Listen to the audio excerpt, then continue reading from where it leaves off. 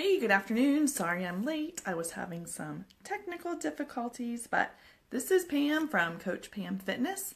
And if you read the title of this, then you know that I have my wrong glasses on and I can't see.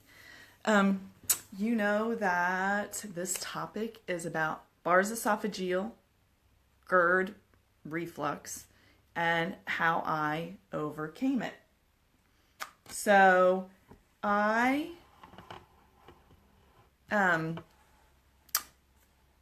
about 4 years ago started having reflux really, really bad. I was taking over-the-counter medications every single day, and it wasn't helping. I had this, like someone was punching me in the gut after every meal. At nighttime, I was not sleeping because my whole chest was on fire. And I finally, after, I don't know, maybe 6 months of taking over-the-counter medications and not getting any relief, I finally went to the doctor, but I went to the doctor for something else. And then I said, oh, and by the way, this is what's happening. So he put me on a proton pump inhibitor.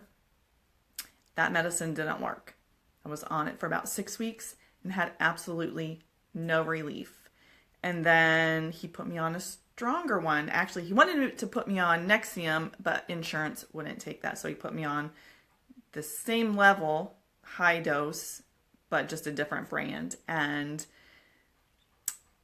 at first, I thought it was working, but after a couple weeks, I was right back to where I was. It worked maybe 60% of the time, and I kept having to go back, and he was going to start having me restrict my diet. No coffee. Hello, if you know me, I love coffee. I was like, yeah, I don't want to do that. I love my coffee. No spicy foods, nothing with tomato sauce. Like, he was going to reduce my diet to pretty much nothing. And I wasn't willing to accept that.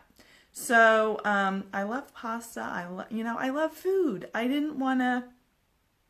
had already done the whole restricting my diet thing when I was limiting my food and calorie intake. And so I wasn't willing to go there. I wasn't willing to cook a separate meal just for me. So I decided to do some research.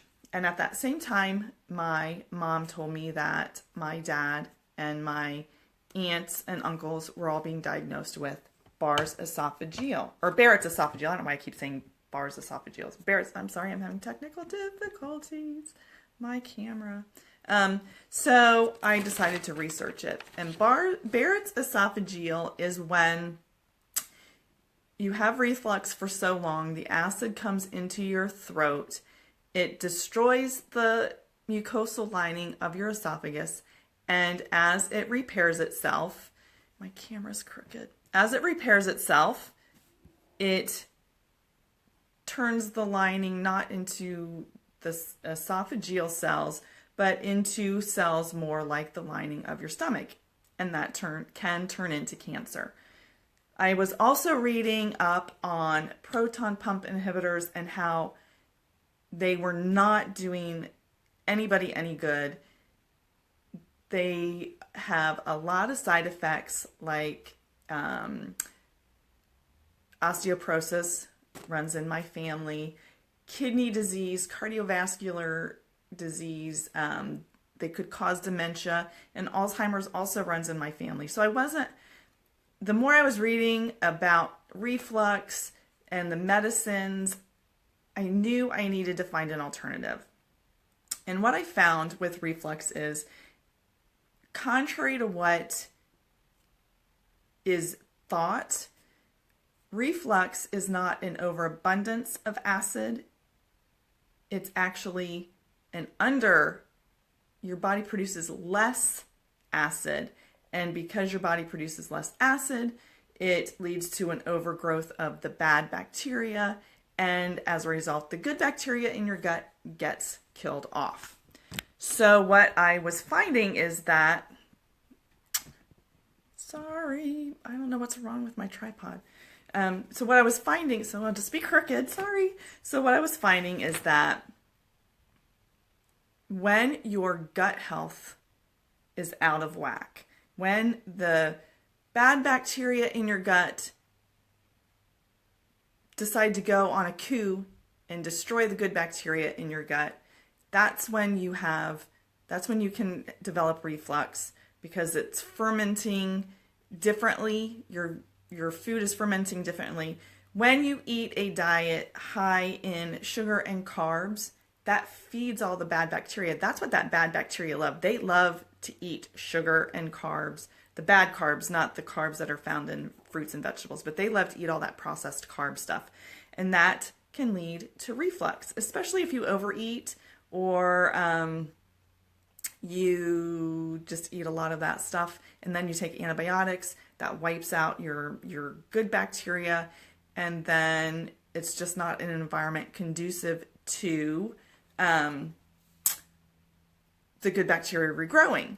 So I started doing a lot of research on probiotics and prebiotics, and when I decided to delve into limiting my carbs, reducing my sugar, drinking a shake that has pre and probiotics, I found, number one, I was losing weight, which when you have an overabundance of bad bacteria and you don't have good gut health, you tend to gain weight. So when I reduced all that stuff, I started to lose weight. My mental clarity was better. My reflux, after a month of drinking something that had pre and probiotics in it, within a month, I didn't have reflux anymore. I was still taking the medication because I was scared to get off of it, but I wasn't suffering. After a month, no pain whatsoever, no reflux, no heartburn. I felt so much better. So I decided to see what would happen if I went off my reflux meds. Side note, I did not do that properly. I didn't go to my doctor. I don't do this. If you want to try going off your reflux meds, I just went off cold turkey. Don't do that. But I didn't have any side effects. I didn't have any reflux. I have not had reflux or heartburn or anything in 3 years. I haven't had to take a single over-the-counter tablet. I haven't had to go to the doctor and say my heartburn's back. I haven't even had to go to, I just lost my train of thought. I haven't even had to go to my doctor and say anything. So the point is, we need to get our good bacteria back in balance. We need to feed it with proper nutrients. We need to reduce what's causing an overproduction of the bad guys, which is processed foods and sugars. Even artificial sugars feed the bad bacteria in your gut. You need to replace your good bacteria, because once it's gone, and you need to replace it with a probiotic. Then you also need to feed that probiotic with the proper food for it, which is a prebiotic. And the prebiotics you get from certain fruits and vegetables. So that's what Barrett's esophageal reflux and pre and probiotics all have in common. If you suffer from it, then I would suggest you join my free clean eating group, because I'm going to help you reduce your sugar. I'm going to suggest that you get pre and probiotics, and I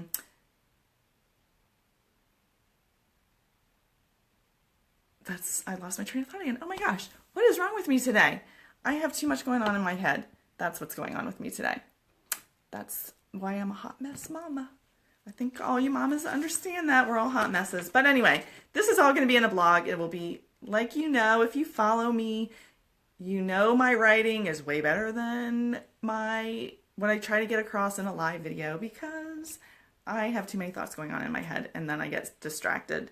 But so that is my story about Barrett's esophageal and how it runs in my family, and about how science needs to look at the effects of proton pump inhibitors and the effects of eating the way we ate millions of years ago, which is like a paleo diet, which is high fats, low carbs, so that our gut health can be restored.